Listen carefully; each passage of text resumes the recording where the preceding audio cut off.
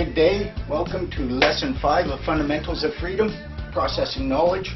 I'm your humble sensei in freedom, Robert Arthur of the Menard family. Welcome and thank you. Before I start this lesson, I'd like to give a big thank you to everyone who's made donations and sent me emails and have paid it forward. It's very humbling, and it makes me feel very hopeful also that these lessons are doing good and are being appreciated, although I do seem to have a couple of detractors, a couple of whom I'm going to be using in my lesson today. Now, this whole free man thing, the free man on the land movement, you're going to be involved, you're going to be facing situations where you are going to have to process information or knowledge, and you're going to have to increase your level of knowledge. And this means you could face two fundamental problems, dangers. And I'll be introducing you to some people who have found those dangers. The problem with this whole situation is you have to increase your level of information and you have to increase your ability to process it. Otherwise, you lose balance. And when you start losing that balance, one of two things are going to happen. If along your journey, let's say this will represent information, and this represents your ability to process it. If your information gets too high and it outstrips your ability to process, you end up being imbalanced. And the world, if you're a ball on that, the world will end up seeming quite mystical to you. It'll seem like a magical place where aliens and demons and magical creatures are going to seem like a possibility, because you will have information but you won't have the ability to process it. And therefore that information simply won't be properly processed. People who follow this route, they end up being highly religious. They end up being like super freaks, super religious freaks. Their ability to process information has not kept up with the information that has come to them. Now bear in mind, I am not making fun of those who are divine. I remember one of the quotes, I believe, of Emily Dickinson. It goes like this.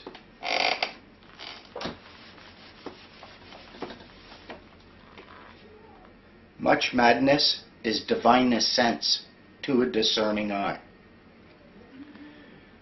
What I believe, when people get unbalanced in this nature, maybe there are spirits who do talk to them, who do give them information, but if they also don't give them the power to process the information given, they end up seeming like crazy folk. Now the other problem, if you go the other way, if you have your information level here, and processability here, and your information stays low, but your ability to process it goes up high, again you end up with a great big bad imbalance. And these people, because they are denied information, but they have the ability to process information, and they know the information is out there, they end up being conspiracy theorists. And if you suffer from a position where you lack information but ability to process it, and you know you are being denied information, you will end up being thinking the whole world is a giant conspiracy.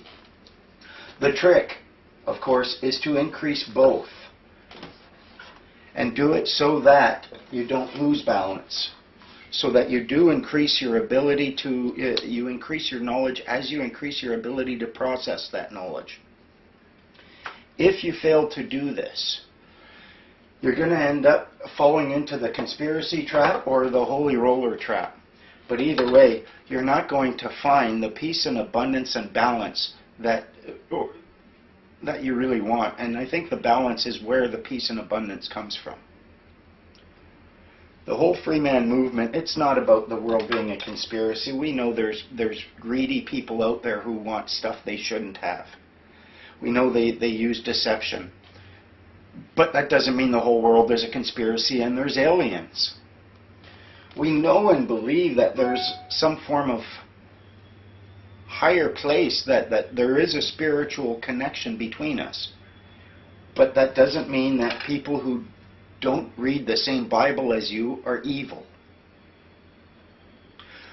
I'll introduce you to a guy, I'm sure he wouldn't mind, who falls into this category, where his information far outstrips his ability to process it or share it. And he thinks I'm an evil snake, and it's his job to stop me. Because they haven't got a valid oath. None of the judges have valid oaths. None of the lawyers for the Department of Justice have valid oaths. None of the lawyers that have written legislation since 1955 have valid oaths. So you can see how uncomfortable it is to expose this national fraud that is, of course, against Her Majesty's ability to perform the functions of her calling, because that's the whole intent of this, is to keep Her Majesty so she's not in a liable position. Here she is styled as defender of the Christian faith, and we have evidence of the grandest bait-and-switch plan of fraud ever to take place, where they utilize the Bible and the Queen to get their authority, and then they say they're honorable, and then they begin to add to God's law, take away from God's law, and intimidate men and women that wish to come out of the fraud and not wish to participate in the fraud. The Minister of Justice, I'm sure, is aware of this. She has been made aware. I have contacted her, and I'm hoping that she will pay heed to this message as well as the other ones that I've sent her. Alison Redford, if you happen to listen to this, I hope you're aware that you're supporting a whole league of lawyers that are acting in fraud with criminal intent to commit perjury and treason. Now, his basic premise boils down to this. The oaths that the judges and lawyers make are of the form, I swear to, and then there's their oath, instead of I do swear, which is what he believes it should contain. Is he right that because that word is not there, that it's a false oath? Now, he's got the knowledge, the information that the word do is not there. Fair enough, I'll grant that. Whether or not it's important is up, that's debatable at least. Now, here's where the imbalance causes these personality faults and the problem that you're about to see. Another lawyer, James Odeshaw, and bringing in a fraud before the court. Now, this judge has been made aware of the fraud. She got a letter that Mr. Odeshaw never replied to. She even reprimanded Mr. Odeshaw for not replying to the letter. Well, the reason Mr. Odeshaw did not reply to the letter is because he had no way to disprove any of the points. The points in there is he's got a false oath and he's running a fraud. And yet after seeing this woman acting as a judge, and I'm speaking as a private woman here, I would never intimidate a judge. No, he would never intimidate a judge. But he later goes on to acknowledge her as a private woman and imply that he was willing to intimidate her. This is what I don't like. I don't like people who use the teachings of the Prince of Peace in order to generate and justify such conflict. You want to know how I looked at the whole false oath? Because Robin Boulanger, he came at me and he was like, look at this, you have to look at this. So I looked at it. I didn't really see the importance. I did a bit of investigation into it. I spoke to some people. And the conclusion I came to was that it was still a valid oath if the person had the intent to make the valid oath. Even if you put the word do in there, it still wouldn't be valid if they didn't want it to be. And from the perspective of the English language alone, saying I swear turns the word swear into the verb, instead of using the do swear, I do swear, which would merely be used, I believe, as an adverb, if the English professor I spoke to, if I'm recalling correctly. So it's still, you still have the action word there. He didn't like the fact that I didn't run with this. Now, I don't claim to know everything. Certainly removing one word in that fashion is the kind of thing that deceivers do, so I don't discount it. But I didn't run with it. So because I didn't embrace it as fully and as emotionally as he does and did, I am suddenly labeled as an evil man for not doing that. And not only that, but I am embracing this false oath and apparently trying to stop it from coming to the public's attention. Now, there was a YouTube video, and this morning I engaged in a little back and forth play with Minister Belanger concerning this whole issue. And I'll show you how he is going to justify the information he has, fail to look at his lack of ability to process that information, and the result is going to be an imbalance where I'm labeled as a snake. And this is the big problem about that imbalance, where your knowledge outweighs your processing ability. You end up labeling people, you're Jesus-like and they're all sinners. Now this is where he starts equating me with a snake, saying that I'm a Pied Piper, and he starts quoting the Bible, which is what he does. So I let him know that here he is thumping his Bible. And then I poked him a little bit, because we were trying to use logic and reason, and he had to abandon that in order to thump his Bible and take refuge there. At this point, he started referring to the fact that I have an ego, which I do, but I'm pretty cool, so I deserve it. And he makes mention that I'm a snake. Now, as I said, I don't diss the Bible, but I do diss those who would label me a snake merely because I don't share their interpretation. Now, just to set the record straight, I have found much remedy in the teachings of Christ. I believe very strongly that this man knew the law and that his teachings bring much remedy. I have also found much remedy in refusing to believe that anyone else is more empowered than myself to interpret those, or that their interpretation should be shackles upon me. I don't accept that at all. And certainly I don't accept people who call themselves minister and then use the words and the teachings of the Prince of Peace to invite dispute and conflict, which is exactly what he has done. Now, I kind of play with people like this. I got to admit, I'm kind of poking the dog. But his lack of logic and lack of reason is, to me, a little bit funny, although it's useful for demonstrating that having the information but lacking the ability to process that information makes it very easy for him to label me as a snake merely because I'm not sharing his information as he would like me to. You'll notice with people like this that they will never have opinions. There's never his opinion. It's always fact. It's always a provable fact, never an opinion, because his opinion is always fact, and because he can't process information properly, he can't distinguish between his own opinions and facts. And therefore, the moment he holds an opinion, it becomes a fact. And you questioning that opinion means you're rejecting a fact in his book, and since you're rejecting a fact, you're an evil man. This is how the mindset works when you have information, but you lack ability to process it. Now, don't get me wrong. I don't believe he's a bad man, and I don't want to be dissing him. I think he's a bit of a wingnut. He smoked way too much pot. And although he has done a lot of digging into certain bodies of words, I don't see how he has stretched his mind into developing a greater degree to process information. And that's really led him astray. My honest belief is that everyone does the best they can with the information they have available, coupled with their ability to process it. I don't think that makes me a snake. And I don't think that his inability to process information properly means that he's an evil man either. And I'm trying not to laugh at the guy. But the idea that someone is evil because they don't share your opinion concerning something like that is, to me, pretty distressing.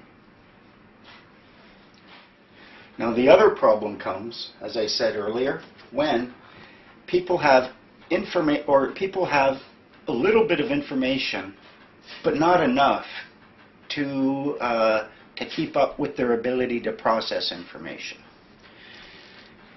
What happens then? You end up with people who focus on the lack of information. And it is that lack of information which starts to give rise to an imbalance, where in order to fill that void, they will come up with ludicrous things. It reminds me of a little joke that I was working on, where I'm at the racetrack, and I'm just sitting minding my business, and I'm meditating quietly, my eyes are closed, and I hear the sound of hoofbeats, and a guy's talking loudly, and I thought to myself, that must be a leprechaun on a unicorn. And therefore, and so I looked, and I opened my eyes, and the unicorn, it was a unicorn and a leprechaun, I was sure of it. However, the unicorn had used its magical powers to shift their physical form so that it just looked like a racehorse and a jockey. But I knew it was a unicorn and a leprechaun, because leprechauns don't use cell phones. See that circular logic? That's the kind of thing people who don't have enough information will rely upon, and they will use logic like that in order to try to fill the void. A lot of this can be fixed, whether or not your imbalance is a result of not having enough information or having more than your ability to process it. You work on one and then the other. To increase your knowledge, dig at these words. Dig at them, get a dictionary, deconstruct these words, and increase your knowledge. Do some studying. But as you do this, you must ensure that at the same time, you are increasing your ability to process the information you uncover. That's where using the LSATs comes into play. It's very important to do that. That's where it's important to create a group of people, which is what the serving soup is about, so that you can, in fact, when you come to these places where you have information and you have trouble processing it, you have a group of people you can process it with. You can develop and grow these abilities. If you don't, you end up starting to think that the whole world is a bunch of evil snakes, or that they're conspiracy theorists, reptilians who want to take over the world. Chances are it's none of those. It's probably something much simpler. It's greed and stupidity, and it's people simply being lazy more than evil. So if you find yourself at a point of imbalance, examine what the problem is. Do you have more information than you do ability to process it? Then put down that information, go increase your ability to process information, and come back to it. If you are lacking the information and you're starting to look at the world not as just a bunch of greedy, stupid people trying to do their best with their information and ability to process it, if you think it's all about Illuminati and the Jesuits and Jewish bankers and reptilians and aliens, then I think you need to do a little bit of digging and you need to uncover more information. By doing these two things simultaneously, you can avoid falling into either of the traps where you become a Bible-thumping holy roller who labels people as snakes and evil imposters, and you can also avoid the trap of thinking that there's so little hope that you have to start thinking of the world as populated by reptilians who want to eat your brain. Remedy is somewhere in between. Now our second example, I'm going to be using a guy who's been trolling me essentially on the internet, David Merrill Van Pelt. Those of you who are familiar with the forums there, this might be old news to you. I'm using it as a teaching example. I'm hopeful that you guys don't think I'm using these lessons as a means of personal retribution against these people. But I think they prove to be valuable examples of what can happen when you lose balance. Now in David's case, he came onto the forum, and from what I know about David, I labeled him as a government agent. I don't know that he is. But if someone starts putting gas in your or sugar in your gas tank, it's easy to believe that they're acting in a malicious and vexatious manner. And it's so easy to destroy when you compare it to what's necessary to create. It might take a team of engineers years to design a vehicle, an automobile, a work of art that an idiot with a cup of sugar can destroy in seconds. Destruction is easy. Creation, that's the challenge. So I'm minding my business in the forum. He comes in and he has, again, information very similar to the first situation, where he had information he felt was vitally important to the whole freedom movement, and he insisted that I be the one who bring it forth to the public instead of him doing it himself. And he came out with a thread which I thought was very pokey and disrespectful and totally unnecessary, entitled Wake Up Call for Rob Menard. So by the title alone you can pretty much tell it's not a very nice thread. And he acknowledged that he was, what was the word? Badgering. That he was badgering me. Now my response, imagine it like this. The way I see it, he has knowledge, and he's apparently a fairly intelligent man, but he's lacking a key piece of knowledge. So his ability to process, we'll put up there. We'll give him as he's as intelligent as anyone I know. Now his ability to bring the information, or the information itself, part of the information must be the ability to bring it. If you don't have that, you end up with an imbalance where the dish you're trying to bring falls off, and you end up creating a conspiracy pool where people start thinking that you might be an agent merely because of the effect. Now, if you go to a restaurant and you order a bowl of soup, imagine you order a bowl of soup, the waiter goes, gets a bowl of soup, comes back, and just before they deliver it, they spit in it. Spit. And you say, I don't want that. So the waiter takes the bowl of soup, backs to the kitchen, and says, the guy doesn't like your cooking. He rejected the soup, he doesn't like your cooking. See, it's not the soup, it's not the information that he was trying to bring. It was the way in which he tried to present it. And he lacked the knowledge on how to present that information properly. And that resulted in, well, the whole Think Free forum pretty much bit the dust. Because he came in there generating conflict because he wanted the information he had presented. What was it?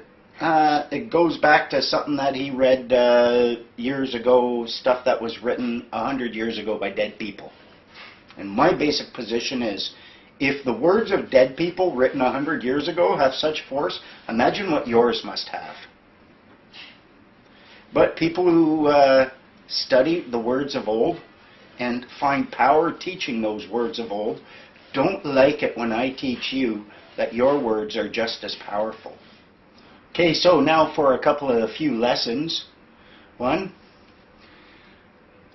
I'm hopeful that neither Robin nor Meryl Van Peltler are going to be upset with me using them as examples in this lesson. So I would ask that you do this for Robin.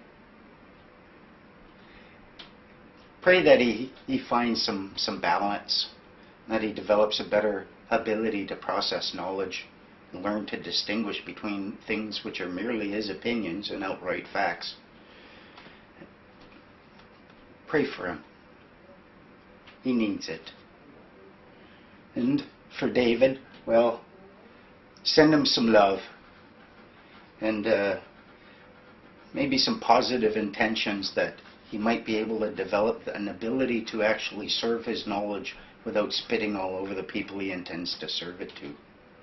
It might make his knowledge much more palatable to people if he wasn't spitting in the dish as he brought it. So those are just 2 assignments. Then, of course, do this for my videos, please, and go right to the start. If this is like the end of the video, do this for the start of the video, and then that way people are more likely to click on that one and start there instead of coming to the last one first, which is what seems to be happening. And for other assignments, this is for like homework kind of thing. You need to increase knowledge, but you also need to increase your ability to process it. Earlier assignments and homework was doing LSATs. What I'd like you to do is to do LSATs in a group.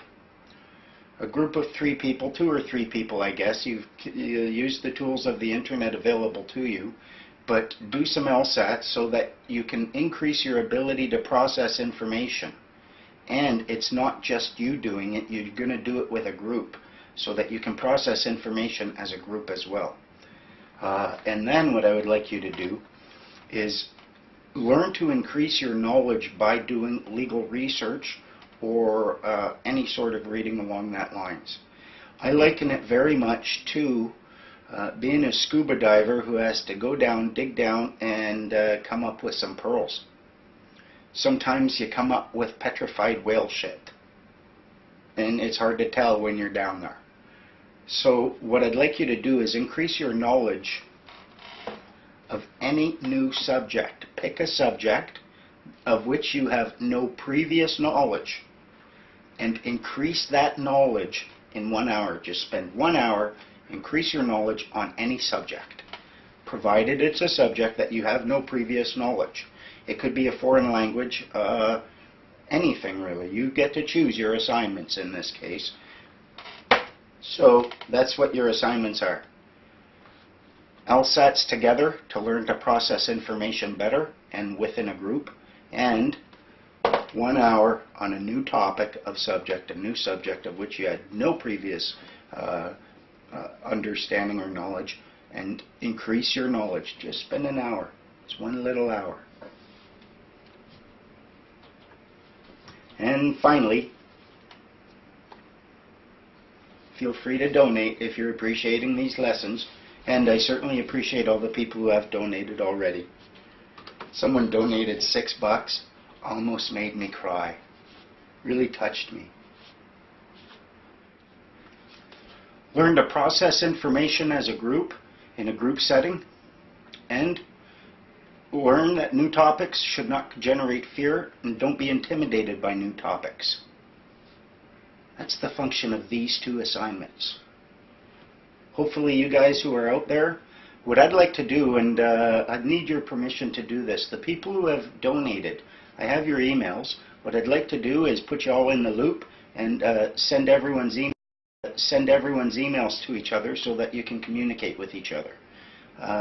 I'm not going to do that without your permission, of course. So if you're okay with me doing that, send me a note. Let me know. And as always, have fun with this.